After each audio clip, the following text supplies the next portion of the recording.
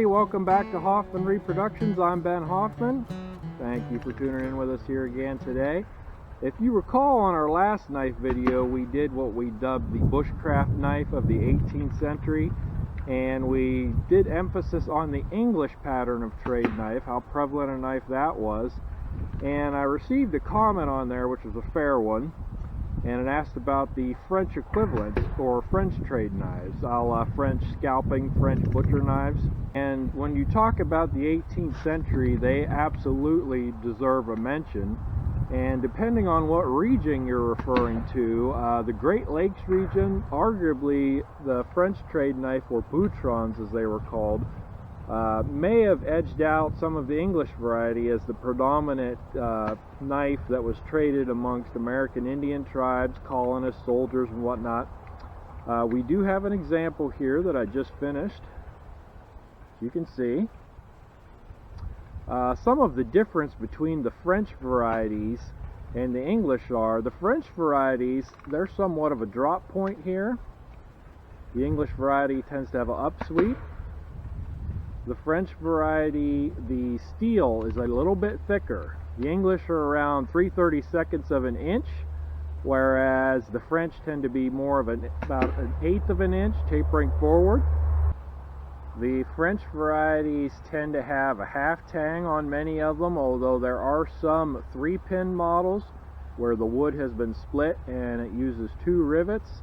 But on a great many of them, half tang with 2 iron rivets. The rivets themselves tend to be a little bit larger than the English variety. Handle materials on the French patterns, such as this one here, were boxwood, beech. They also utilize some South American hardwoods, and there's also reference in period trading ledgers to bone handles being utilized, and in many cases preferred by Indian tribes. They like the bone handles. So just like the English variety, this type of knife could have been used for anything and everything. They were used in the kitchen, no doubt, helped prep many a meal on the frontier, the colonial homestead. They were traded in, again, just almost innumerable amounts on the frontier. If you went to a merchant store allied with the French, you could find this variety.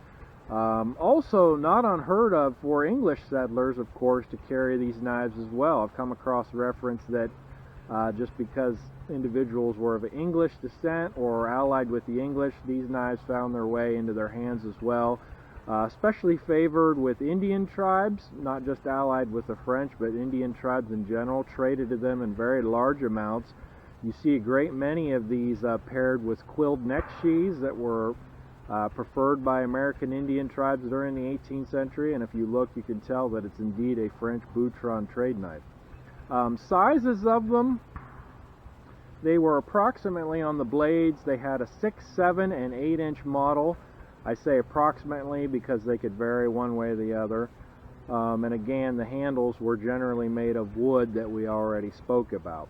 And again, these types of knives, they were used for anything and everything. As we said, food preparation. These make excellent knives to process game.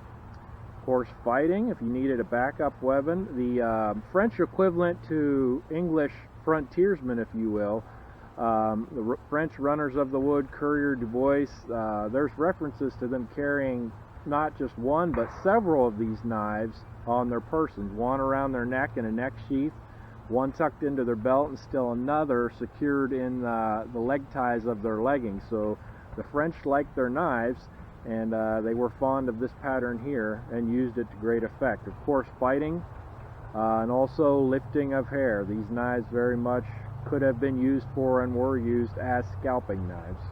So just a quick little video to showcase the French variety, and again, it would be a toss-up as to who had more of these available on the frontier. Depending on what region, this might edge out the English variety. Still a wonderfully authentic choice for a great many different personas nowadays. And again, those things, design characteristics that I pointed out, that's what makes a French trade or scalping knife a French trade or scalping knife. The name itself, it's kind of a generic term nowadays. There are French and English, trade knives that you see for sale in supply catalogs.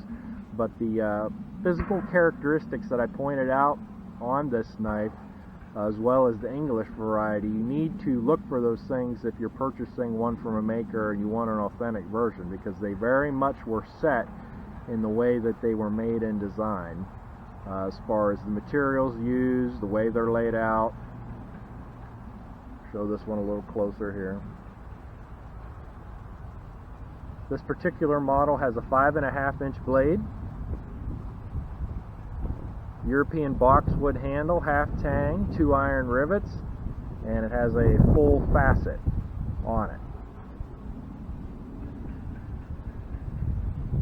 Simple by today's standards, but still very practical to use and carry in the woods, and no doubt were put to great service during the 18th century and favored today by reenactors, collectors, and outdoor enthusiasts. Alright, well that's going to do it for today. Thank you all for tuning in, and we'll see you next time.